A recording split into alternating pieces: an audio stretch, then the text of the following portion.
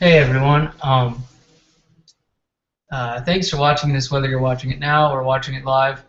It's good that you're dedicated to your schoolwork and getting some extra guidance. Um, uh, Here I am, prepared, ready to go. I have the chat room open. To enter the chat room, all you have to do is go down to the description, go to the chat room, and go ahead and log in with the link, and you can log in as a guest.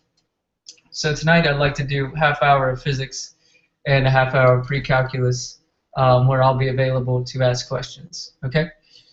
So I don't think anybody's here yet, but that's okay.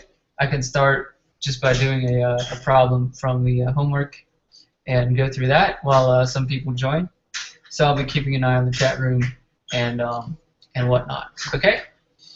So let's go ahead and open up the homework that you guys had to hand in. I'll be right back. I have to get something.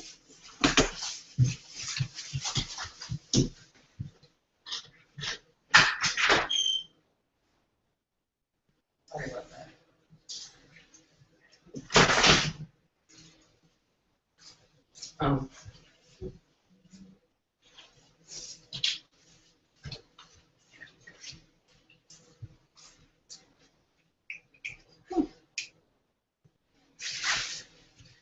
Okay, here we go. Alrighty, so let's go ahead and open up the homework. Alrighty. So this was the homework here, and I'm just going to quickly go through it and solve it. So number one, we had a traveler going through a flat desert by foot. His position functions given by those two functions. Alpha and beta are unknown parameters. So what must be the value of alpha and beta in order for that traveler to reach the oasis at time 1 and at x equal to 1 and y equal to 18? Okay. So there's the question. And then at the end you have to write the position as a function of time, knowing the values of alpha and beta. Some of you did not do what I intended, but it wasn't worded as clearly as it could have been for part 2. So the intention there was to, once you know alpha and beta, write its position at any time t. So just leave the t unknown and plug in the known alpha and beta. All right. So I'm going to go ahead and open up a file here. I'll get it on your screen in a second that we can work on, do this problem on. And once again, if you have any questions, go ahead and ask it as we go. There's a link to the chat in the description. All right, let's go ahead and bring this up. Alrighty. Alrighty.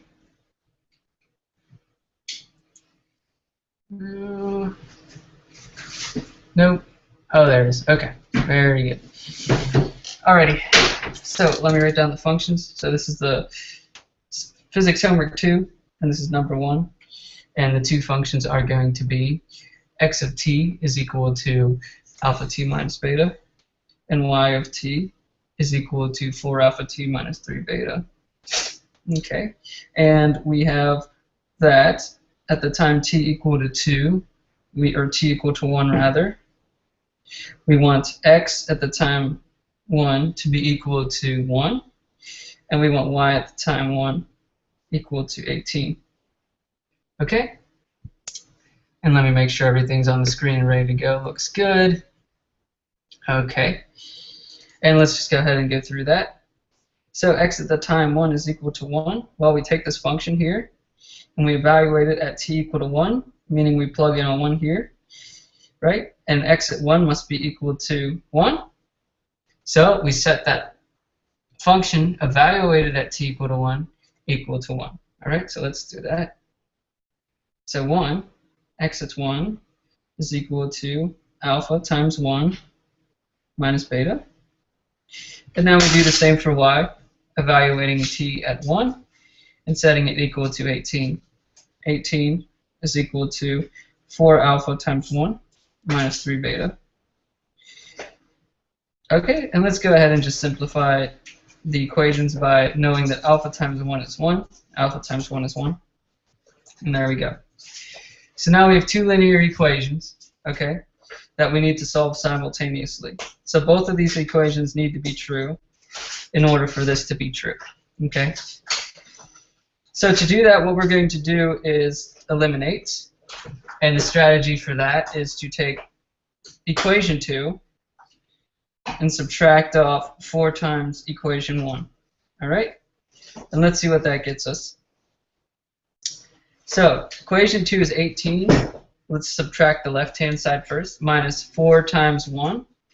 So 18 minus 4 is equal to 14. And then we take 4 alpha minus 4 times alpha. So I purposefully rigged that up so this alpha would cancel and give us 0. So nothing here. Negative 3 beta minus 4 times negative beta, all right, is going to be negative 3 beta plus 4 beta, which is going to be 7 beta, I believe. Let me just double check that. Negative 3 beta minus, and then we have 4 times negative beta, and that's equal to, oh sorry, looks like I messed it up. So that's good that I checked. My mental math, sometimes I make mistakes. Okay, negative 3 beta plus 4 beta, which is equal to beta. Okay, so beta is all we're left with. 14 is equal to beta, or you read it right to left, beta is equal to 14. So we know beta. Now we go up to equation 1 or 2. So let's circle that since that's one of the things we're looking for. We go up to equation 1 or 2, and we go ahead and plug in our known value of beta. So 1 is easier. Let's do that. 1 equals alpha minus 14 instead of beta now, right? So alpha is equal to, add 14 to both sides, and we get 15. And there we go. Those are the known parameters for alpha and beta, so that these position functions, x of t and y of t, satisfy these conditions. X at the time 1 is alpha is 1, y at the time 1 is 18. Very good. Okay. All right. So, are you doing the corrections for the physics homework? I have a question in the chat room. Can you do C, D, and E for physics corrections? Yes, I can. So, there's a person in the chat room referring to question 2 from homework 1, and so we'll go over that as well. Okay. So once we finish this one, I will go to that. B, or part 2 of question 1, is to just plug in x of t with alpha and beta, and y of t with alpha and beta. Those are the position functions, right? So x of t is equal to alpha t minus beta, or 15t minus 14. And y of t is equal to 4 alpha t minus 3 beta. So 4 times alpha is 4 times 15, which is 60 t minus, and it's minus 3 times beta. Beta is 14. 3 times 14 is 30 plus 12, which is 42. Okay. There we go. So that's part B. And now the corrections for part C, D, and E. So here we have homework 1, number 2, part C. Okay, so let me go ahead and open up homework 1. All right. Okay, so it seems there's a miscommunication in the chat room with what I'm doing. Let's go ahead and clear that up. So I was doing homework 2, problem 1. Now moving on to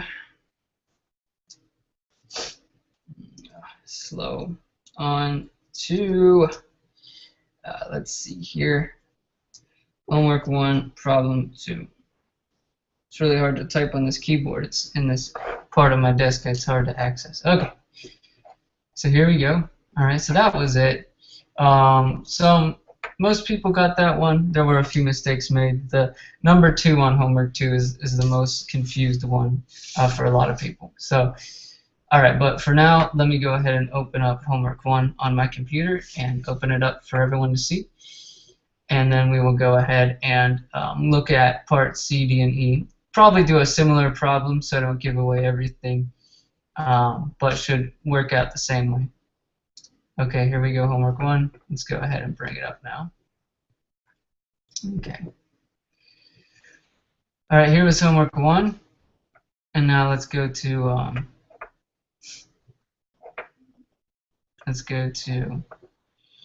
this page. Zoom up a little. Okay. Alrighty. So here we have the problem with the zebra. So first we got to get x as a function of time.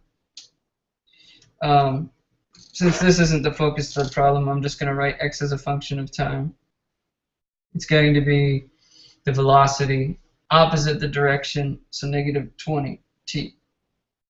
Like that initial position setting at x equal to 0. So x at time 0 is 0. And this is just the position function. Okay. So I guess I don't have my screen up. Sorry about that. You go ahead and put that up real quick. Alright. That should clear up what I was talking about. So here's the position function we start with, I believe. Negative 20t. Running in the opposite direction. So you need that minus sign because in this problem we have, right, zebra here. We have lion here. We're calling this positive x. This distance is 30. So we'll call this x equal to 0 here. X equal to 0. X equal to 30 here. And the zebra is going to be traveling in the negative x direction. So let's put a blue arrow to show the direction that the zebra is traveling at a speed of negative 20 meters per second to the left. Pretty fast for a zebra. All right. So C is to make a sketch. Yeah, right. We already turned in homework 2. Guess 289. That's correct. I just wanted to, I was just starting out with something that, just something because no one was here yet. Alrighty, so part C says to sketch x of t. So that means to sketch the independent variable versus, the dependent variable versus the independent variable. And let's go ahead and do that. Alright, one moment here.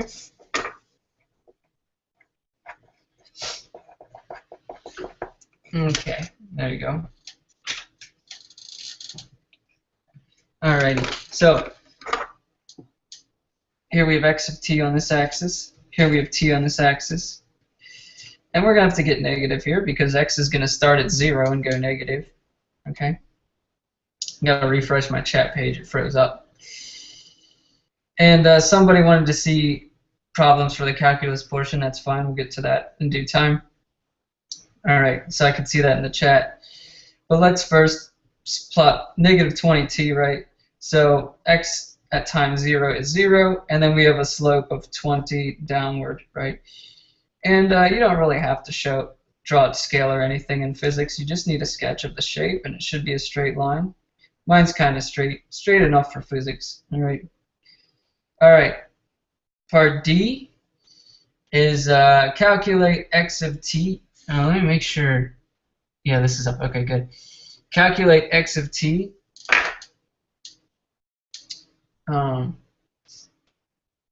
X of t plus delta t minus x of t. So let me go ahead and bring this up. I know this isn't very thrilling right now. Sorry, I was checking the chat room and just making sure I was understanding what somebody was saying in there. All right, so here we just did this one, all right, on number 2. And now let's do this guy. All right, and right before I read this, I'm going to look at the chat. So for pre-calculus, they want to do that. Okay, that's fine. And can you re-explain problem concepts with an example, or could you just do them and explain what they want in problem 101? Sure. Okay. So yeah, I will certainly, for the person asking in the chat, I'll certainly, at the pre-calculus section, do problems similar to those, so you get the gist of things. All right, but for now, let's focus on this. 2D, calculate x of t plus delta t minus x of t, and then divided by t plus delta t minus t. All right. All right. So let's go ahead and bring it up. So if we were taking an AP class, which we're not, we would investigate what this ratio really means. Oopsies, that is not what I was looking for. Infinite recursion. Okay, that's a good thing my computer didn't explode or something. All right, all right. So there we go. I think is it up? I think so. Yes, it is. Great. Okay. So we want to calculate this ratio, and in AP Physics we delve more into this, but as I discussed in class, we're not taking an AP class, so let's just leave it at this and not talk about it again. All right. So this ratio, well, we take the function x of t, which is this guy here, and we're going to evaluate it at the time, not t, right, but not t equal to 0 either, but at the time t plus delta t, okay? So let me just do this off to the side. X at the time t plus delta t is what? Well, you go ahead and you plug in, instead of time here, so instead of time here, you're going to plug in t plus delta t. So you get negative 20 t plus delta t, like that. Alrighty. And now, if I take x of t plus delta t minus x of t, it's this function here minus this function, right? And so the first term is going to be negative 20t once I distribute that negative 20 over that sum. And when I subtract off a negative 20t, that term will cancel. So all that I'm left with is negative 20 delta t. Go ahead and confirm that. You can pause the video and confirm that works. Now on the bottom we have t plus delta t minus t, and so the two t terms cancel, t minus t, I'm just left with delta t. A times b divided by b is equal to a. So we have negative 20, delta t's cancel, and we're just left with negative 20. Now as we discussed in class, oh, oops, I did the problem. I didn't mean to do that. Sorry. I meant to pick a similar one so I didn't spoil your homework. Oh well. Might as well keep going. So the minus sign means traveling. So 20 is how fast you're traveling. You're evaluating x at the time t plus delta t, right?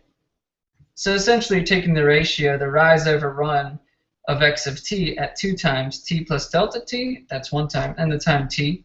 So that gives you the slope of x of t between the 2 times t plus delta t and t, which is just the speed, as we discussed in class, at 20 meters per second are the implied units to the left in my picture. Alright. Sorry about spoiling that. Hope no one's too mad. I did the actual problem. Okay. So, there we go. Alrighty. And that's that. Okay. So, I still have 10 minutes left for physics. Any physics questions for the one person in the chat room? I think they might have left or something. But if there's anybody in there right now who has a physics question, please fire away. Otherwise, I'm going to fire up number 2 from homework 2, and we're gonna do that problem. Alrighty, so I'll just be glancing down at the chat, which is down here for me, and my laptop below my computer. Alright, so let's bring it up. Homework 2, number 2. And you guys know your homework's going to be getting so much easier after this, so you'll be alright. Hide. Okay. So let me make this a little bigger. Okay, there we go. Now we can all read it, I think. Okay. So in this problem here, you got two programmed robots, right? You have x1, so you have their x value as a function of time for each one. x1 is for robot 1 here. x2 is for robot 2's x coordinate as a function of time. And then you have robot 1's y coordinate as a function of time and robot 2's y coordinate as a function of time. All right. Just checking the chat. Doesn't seem like either it's not working or no one's talking, but either way, it's fine. All right. So let me go ahead and get to it. So where are we? Here we are. Okay. So the thing is, here, a and b are unknown parameters in these functions. So what should be the values of a and b if robot 1 is to be disarmed at time t equal to 2? Okay, so robot 1's armed with a bomb. Robot 2 wants to disarm him at time 2. What must be the parameters in those functions so that happens? Okay, so let's go ahead and do that. I'm going to go ahead and bring that up on my iPad, finish that up in about 5 minutes, and start with PreCalculus. All right, so let's go ahead and do that. Hey, all right, so there we go. All right, I think it should be up. Yeah, it's up. All righty. So this is homework 2, number 2. Let's scribble down these functions real quick. We got x1 of t is equal to 2at minus 6b minus 2. We got y1 of t is equal to 3at minus 2b minus 36. x2 of t is equal to negative at minus 4b. y2 of t is equal to negative at plus 4b. All right. Now we want them to meet at time t equal to 2, which means x1, so what's the collision condition here? The collision condition is that in order for two objects to meet, they must be at the same place at the same time. In other words, x1 at the time 2, when he should be disarmed, should be equal, so the x-coordinate of robot 1 at time 2 should be equal to the x-coordinate of robot 2 at time 2. And heck, it's got to be the same with the y-coordinates, otherwise we're not meeting up perfectly. So let's set the y-coordinates the same at the same times. So how does that translate here? Well, let's just copy it all. Let's just take x1, take x2, copy them, bring them down here, and set them equal to each other at the time t equal to 2. So what does that mean? Well, that means x1 at the time 2, which is equal to this, 2 times a times 2 instead of t, right? Must be equal to x2 at the time 2. So this function evaluated at the time 2. Let's put in a 2 here with the a. Sorry about that a. Okay. When you're apologizing to letters, that's when you know you're losing your mind. Okay. So there's one equation, and that satisfies the x-coordinates, putting those robots at the same x location at the time t equal to 2. All right? Now, let's get the other equation. So it's literally y1 is equal to y2 at the time 2, right? So this at the time 2, which is y1, let's copy it. Let's put it down here. Now this is a different equation, so be careful not to mix it up with the one above it. All right? So times 2 instead of t. That's equal to y2 evaluated at the time t equal to 2. And that is the collision condition, my friends. They must be at the same place, at the same time. All right? And those are a set of equations. They're two linearly independent equations. So let's go ahead and, at least I hope they are. I've checked it. Okay. So let's go ahead and simplify. Simplify the equations. So over here we got a factor of 4a. On this side we have a factor of negative 2a. If I bring it all to the left side, we get an overall factor of 6a. We got minus 6b on this side, minus 4b on this side. Bring it all to the left, we get negative 2b minus 2, and that leaves 0 on the right-hand side for the first equation.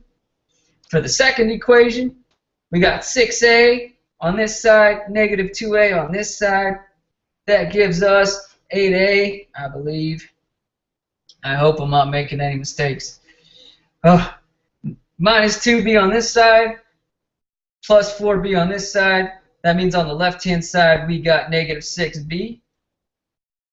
And then we're left with negative 36 equal to 0. Awesome. Let's call this equation 1. Let's call this equation 2. And let's do some elimination. What should I eliminate first? Well, I like the b terms. Let's eliminate the b terms. So I got to take equation 2 minus 3 times equation 1 to get rid of the b terms. So let's go ahead and do that. What do we get? All right. Let's put a rock and set up brackets there. Oh, we're going to be left with one equation. We don't need the brackets. What do we get? We get a minus 3 times 6a, which is equal to 8a minus 3 times 6 is 18. 8a minus 18a, which is negative 10a. 10. Negative. Okay. Then we get negative 6b. Let me write this off to the side or I'm going to screw up. Negative 6b. And then minus 3 times negative 2b. Okay. Which is equal to negative 6b. We have 2 negative signs here that cancel to give us a plus 6b, and it cancels perfectly. Oh, perfect. Just what I wanted for Chris. Okay, so minus 36 here, and then minus 3 times negative 2. Minus 36. All right. Let's do it like this. So negative 36 here, and then minus 3 times negative 2. So the 2 minuses cancel, and we get a 6, giving me a negative 30 overall. And that's equal to 0. The right-hand side does get scaled by 3 on equation 1, but negative 3 times 0 is 0, so the right-hand side remains the same. All right, should be done with this problem soon. So, is there physics due tomorrow, by the way? The corrections only for homework 1 are due tomorrow, which is Friday. So I just typed that in the chat room. That's why I was talking like a robot. Okay. Back to this. So we eliminated, for these 2 equations, we eliminated the b term, leaving us with this equation, which allows us to now solve for a. That's equal to 30 divided by negative 10. 30 divided by negative 10 is negative 3, ladies and gentlemen. And that is A. Now for B, we go back to our original, well, not these ones. I like these ones better, right? They're simplified. Just plug into either one of them. You should be fine. So let's do number 1. Let's substitute A into number 1. Okay, what do we get? So we get 6 times, now we know A is negative 3, minus 2B, minus 2 is 0. Fine. Solve for B. Okay, so we get negative 18 minus 2, negative 20 on the left-hand side. Let's bring it over to the right. We get negative 2B, which is equal to 20, or B is equal to negative 10. Nice simple numbers. That's how I rig it. I rig it so the numbers are not so bad. All right. That's it. Those are, so what do we find? We found B equal to negative 10, A equal to negative 3. Let's look at the problem one more time just to conclude, and then we'll go on to pre-calculus. The problem said A and B were unknown. What should A and B be if robot 1 is to be disarmed at time 2? We found it. A must be -3, B must be -10. Okay, cool. Time for pre-calculus. Perfectly on schedule. All right. So physics should be easier from now on. We're following the textbook. We're taking it easy. Nothing too complicated.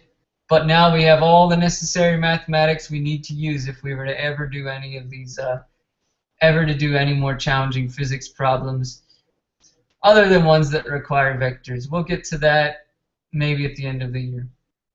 Okay, pre-calc time. So let me go ahead and bring up the pre-calc homework.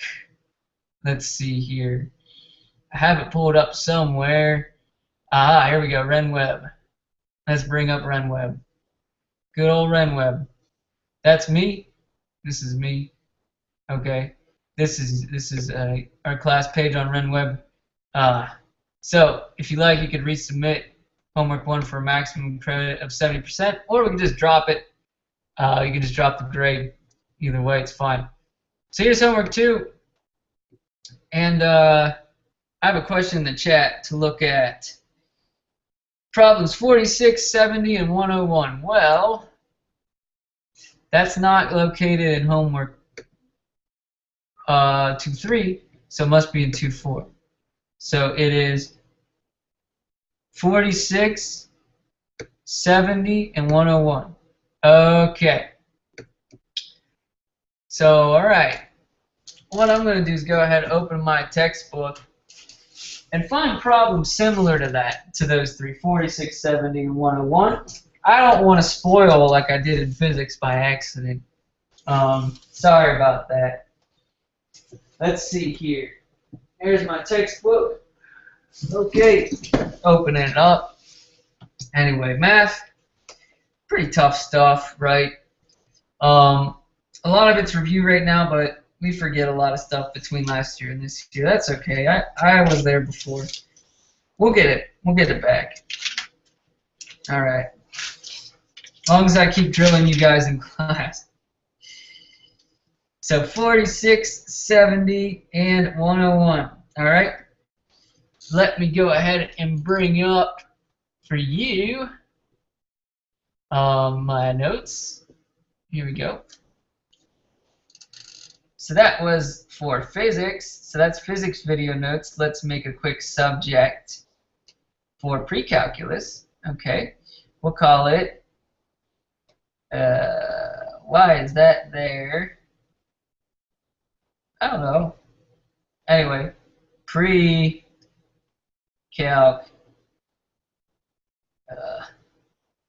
vid notes. Vid notes. All right. Awesome. Let's do it. Okay.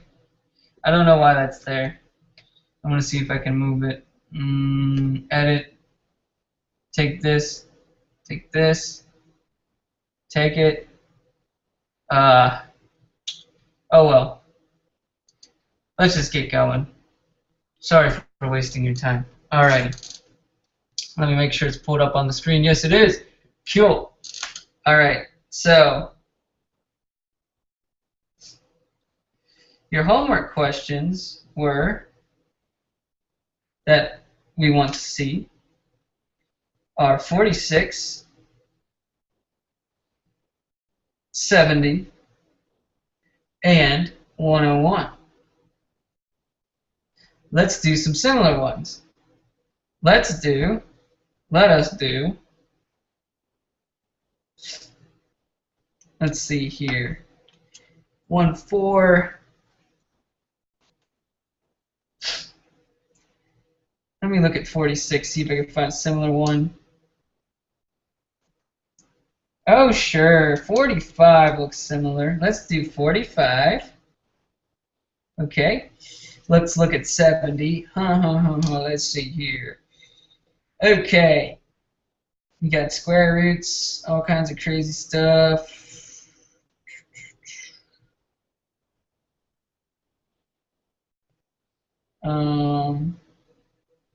Shoot, there aren't any really like 70, but let's do 70-ish, and I'll just mod it on the spot. I'll modify it on the spot.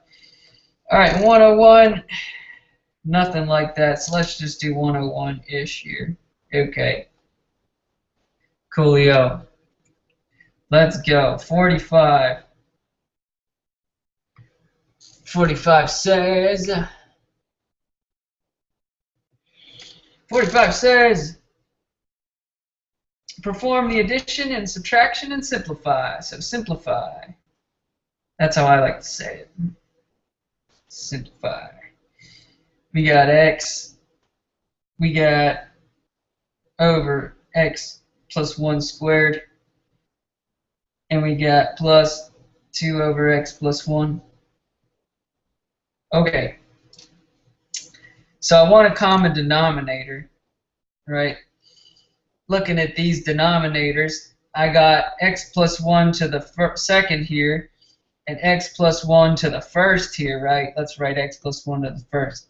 So to have a common denominator, I just need to multiply the second term here by x plus 1 to the first, to the top and the bottom of that fraction. So, right, let me just write the steps for you in case you're wondering what in the world I am talking about. So let's take 2 over x plus 1. Let's multiply by x plus 1 over x plus 1, so it's 1, right? We're not changing the expression. We're just modifying its form. Okay? So now the bottom's going to be x plus 1 squared, just like that. And when we have something like a over b plus c over b, so once they have the same denominators, we can just add the numerators. That's the new fraction with that similar denominator. Okay? So add the numerators, we get x plus 2x plus 1 divided by x plus 1 squared. Sorry, that is incorrect. It should be x plus 2 times x plus 1, like that, divided by x plus 1 squared. Okie dokes. Anyone live in the chat following, just let me know to say, hey, you know, it's going all right, okay? And if you're watching later, just say it to yourself, hey, it's going all right, because it is going all right, okay? Let's simplify the numerator. If we were to put this 2, distribute it, right, over those two terms, we'd have a 2x first. And so well, x plus 2x is 3x plus 2, all divided by x plus 1 squared. Okay. It can't get any simpler than that. Okie dokes. If there are any questions in the chat room, I'll be happy to go back, but that's it. 70-ish. So the original number 70, I'll put it in quotation marks. The original number 70 was 1 divided by the square root of x plus h minus 1 divided by the square root of x divided by h. Sure. Let's change that. Okay. Instead of that, let's do, so instead, let's do this one. All right. Let's do 1 divided by x plus h to, let's say, I don't know, the 3 halves. Why not? 3 halves. So that should give you a hint as to how you should start this one, right? Minus 1 over, and then x to the 3 halves. Oh no, I gotta make my pen size smaller since I'm writing smaller things. There we go. All right, all divided by h, like that. All divided by h. So the first thing I do is I hate writing everything divided by h, so I'm going to write 1 over h, like that. And let's make this bigger again. And I'm going to write 1 over x just copy the rest. 3 halves minus 1 over x to the 3 halves. Now, what in the world do I do here? I never solved this problem before, but to simplify this, I'm just going to get a common expression here. Let's see here. So first would be, my guess is the first thing to do is just make these the same denominators just by multiplying them together. So the first fraction I'm going to multiply by x to the 3 halves over x to the 3 halves. So my common denominator here will be x plus h to the 3 halves, and then times x to the 3 halves, like that. Alrighty. Now the second fraction we're going to have minus x plus h to the 3 halves, like that. Alright. Okie dokes. Now, I don't think I can really simplify this a whole bunch. You know what? In fact, I think this is as simple as it gets. It says in the directions, so this is kind of number 70. To simplify the fractional expressions, I'm willing to bet that it doesn't get more simple than that. It really doesn't. For example, this ratio here, there's nothing we can really do with it. We don't have a rule for that sort of thing. So yeah, let me double check my answer and verify that with you guys. So please be patient for 1 minute here. Just checking the answer. Back, making sure there's nothing I'm overlooking. But I'm pretty sure that's as far as it goes. Not a whole lot to do in that problem. Okay, so this is 1-4. Check the book, check the book. Come on, book. Here we go, and that was number 70.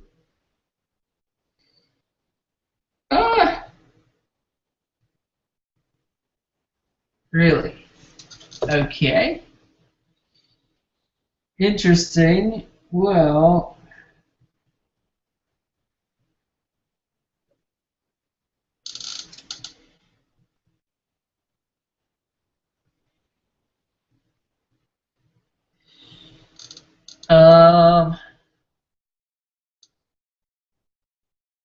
huh.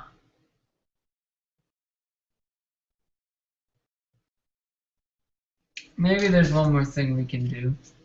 Let us try it. This is a correct answer if you ask me. Okay, yeah, you don't need to go any further than this. But in lieu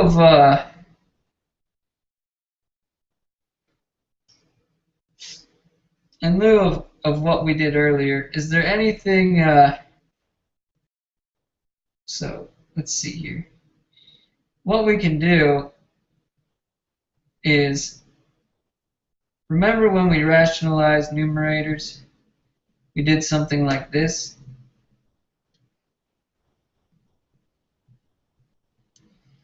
Has the same denominator as before, but we're going to multiply by x to the 3 halves minus or plus x plus h to the 3 halves. Remember we did something like that, and then divide by the same thing. X to the 3 halves plus x plus h to the 3 halves. Alright, same denominator here. Not sure what this is going to accomplish, but let's try it. And maybe it's rigged up so that 3 halves isn't such a good power to work with. Maybe 1/2 is the perfect power. Let's try this. So this is equal to 1 over h. Now the top is the same as a, right, minus b times a plus b, right, which is equal to a squared minus b squared.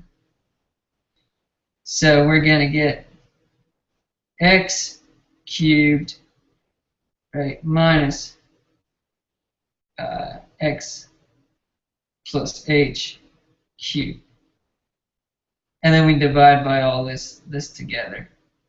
None of it looking particularly pretty. So I think in this case, it doesn't simplify as nice as the 1/2 case. So when you do this to the 1/2 power here, you should get this all to simplify so the x's cancel. But in my case, I have 3/2. So do you understand? I have 3/2. So this is going to be cubed. And when you raise it to 3/2, it's just not going to work out as nice. All right, so we'll just leave this problem incomplete because it doesn't simplify as nice as the real number 70. Okay, but in the real number 70, you will have nice simplification. Just carry on with that method, except in your case, you're not going to have a cube, right? You're just going to have both of these terms to the first power in your case because you have 1/2, right? You'll be multiplying by x to the 1/2 plus x plus h to the 1/2 instead of what I had. Hopefully that makes sense. So what are we left with down here? So that ends up not simplifying it much at all. Okay. Anyway, so in your case, for the real problem 70, it will simplify. Now in my case, not going to simplify. Okay? Makes sense? Anyway, I hope that gave you some guidance. This is still the correct technique. It's just that in your case, it's going to simplify better. Okay. And now 101-ish. Okay. So if you look in your book, page 43, section 1.4, number 101, we have electrical resistance. It says to simplify the expression for R. What it wants you to do is, so what I have instead, what it has is this.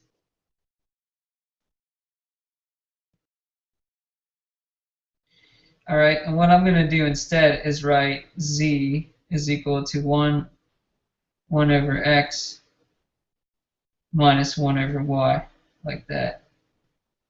Okay, so this is the real problem, and then this is the problem I'm actually doing here. Okay, because I don't want to spoil your homework. This is a spoiler-free zone, except when it comes to physics, apparently. All right. So the technique here is to, as we talked about with complex fractions, first simplify the denominator separate from the numerator, and then use the rule that a over b divided by c over d is equal to a over b times d over c. Okay. Now, in our case, we're lucky because the numerator isn't a fraction. We can just leave it as 1. But let's simplify the denominator. So in your case, right, you have a plus sign and an R1 and R2 instead of a Y, right? This should be R2 here, right? Yeah, it should be R2. Okay. So let's simplify. So the common denominator is going to be xy. So I have to multiply this term by y over y. Okay, sorry. This term by y over y.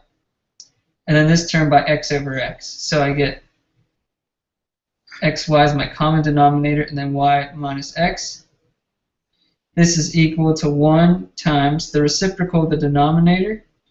So 1 times xy over y minus x. And so z is equal to xy over y minus x. So in your case, you'll get something similar with a plus sign instead, right? In R1s and R2s. Sorry, it's not letting me write. There we go.